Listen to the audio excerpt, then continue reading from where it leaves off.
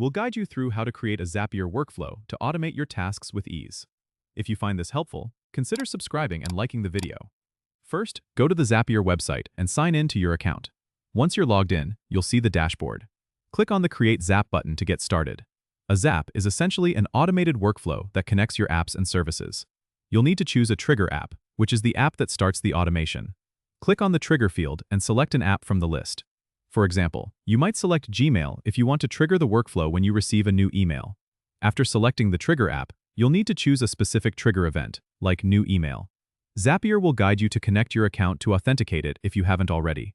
Once your account is connected, you can test the trigger to make sure it's set up correctly. Next, you'll need to select an action app. This is the app where you want the automated action to happen. Click on Action and choose your action app, like Google Sheets if you want to log the details of the email in a spreadsheet. Select the action event you want, such as Create Spreadsheet Row. Connect your account for the action app, and then customize the action by mapping the data from the trigger app to the fields in the action app. Zapier provides a test feature, so you can run a test to ensure everything works smoothly. Once you're satisfied with the setup, give your Zap a name and click Turn on Zap to activate it. And that's it. You've created your first Zapier workflow. Remember, you can always go back and edit your Zap if needed.